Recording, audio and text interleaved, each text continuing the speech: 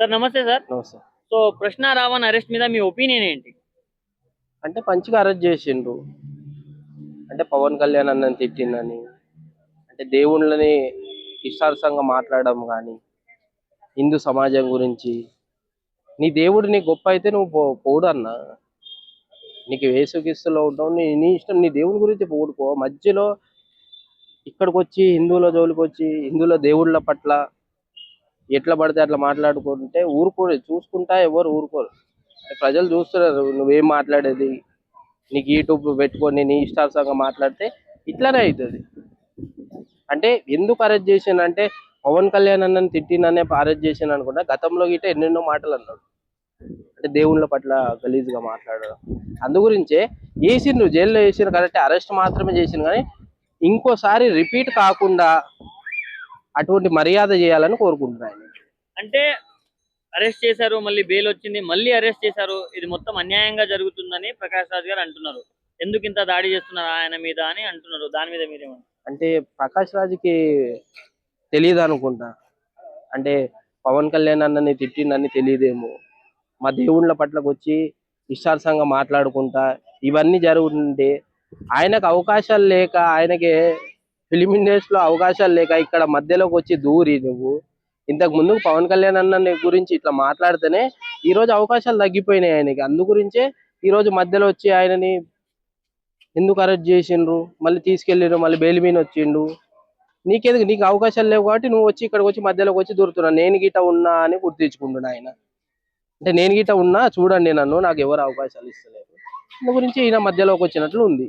ఈయన గిట్ట తీసుకెళ్ళి ఒకసారి వేసిండు అనుకో, మర్యాద చేసిండు అనుకో, పోలీస్ వ్యవస్థ తీసుకెళ్లి లోపటేసి ప్రకాష్ రాజ్ గిట్ట కొద్దిగా మంచిగా మర్యాద చేస్తే అప్పుడు దారిలోకి వస్తారు వీళ్ళు గిట్ట. ఇట్లాంటి పెద్ద పెద్ద వాళ్ళందరూ ఎందుకు స్టేజ్ లెక్కి లైక్ అమ్మవార్లని, దేవతలని, పెద్ద పెద్ద స్టార్ హీరోలని క్యాష్ చేసుకొని అంటూ ఉన్నారు? అంటే ఏమన్నా హైలైట్ అవ్వాలనా లేకపోతే ఏంటంటారు? అంటే వీళ్ళకి అవకాశాలు ఉన్నప్పుడు ఏం మాట్లాడు, వీళ్ళకి ఎప్పుడైతే అవకాశాలు దూరం అయిపోతాయో పక్కన పెట్టేస్తారు. మనం ఇప్పుడు ఏం మాట్లాడాలి, ఎవరి మధ్యలో దూరాలి మనము? ప్రకాష్ రాజ్ కావచ్చు, ఇంకో కావచ్చు, ఇంకెవరైనా కావచ్చు, ఇటువంటి వాళ్ళు మధ్యలో దూరుతున్నారు. అంటే తెలంగాణలో ఇన్ని అరాచకాలు జరుగుతున్నాయి, ఆంధ్రలో గిట్ట జరుగుతున్నాయి. ఏంటంటే లీడర్ గట్టిగా లేకపోవడం, అంటే ప్రభుత్వం గట్టిగా లేకపోవడం. అంటే ఇంతకు ముందుకు చూసుకుంటే చాలా రకాలుగా ఎంతో మంది తెలంగాణ గురించి ఏదేదో మాట్లాడారు. అంటే కేసీఆర్ లేక ఇక్కడ సుఖాలు ఎక్కువైపోయినాయి. అంటే భయం, మంచి లీడర్ లేక. అంటే లీడర్ అంటే అట్లా ఉండాలి. అంటే కేసీఆర్ అంటే భయపడతారు అందరూ. అంటే ఆ నాయకుడు అట్లాంటి ఓడు, ప్రభుత్వం అట్లాంటిది. అందు గురించి గవర్నమెంట్ దగ్గర నుంచి ప్రభుత్వం నుంచి లూజ్ ఉంటుందా? మరి అదే కదా, ఇప్పుడు ప్రభుత్వం గట్టిగా ఉంటే ఇవన్నీ మాట్లాడారు కదా ఎవడైనా. ఆ యూట్యూబర్ కావచ్చు, ఇంకోరు కావచ్చు. ప్రభుత్వం అనేది గట్టిగా ఉండాలి. అటువంటి ప్రభుత్వం ఉంటే ఎవరైనా భయపడతారు. మన నేస్తారు లోపల డేంజర్ రైళ్ళు. మనం ఏదన్నా మాట్లాడేటప్పుడు మనం ఒళ్ళు దగ్గర పెట్టుకొని మాట్లాడాలి. ఇండియాలో ఉండే right to speak, right to action, అంటే మాట్లాడే హక్కు అందరికి ఉంది. ఆయన మీద ఎందుకు కక్షపూరితమైన శిక్షలు వేస్తున్నారని కొంతమంది అంటున్నారు. వాళ్ళకేం చెప్తారు? ఒకటి ఏంటంటే మాట్లాడే హక్కు ఎవరికైనా ఉంది. అంటే ఇష్టానుసారంగా మాట్లాడమని లేదే. మాట్లాడే హక్కు ఎవరికైనా కలిగిచ్చింది ఈ దేశం.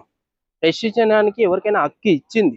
ఇచ్చినప్పటికీ ఎంతవరకు మాట్లాడాలో అంతవరకు మాట్లాడ, కానీ ఇష్టానుసారంగా నువ్వు ఇక్కడికి వచ్చి హిందువులని ఎట్లా పడితే అట్లా మాట్లాడి అంటే దేవతలను తిడితే ఎవరు ఊరుకోరు.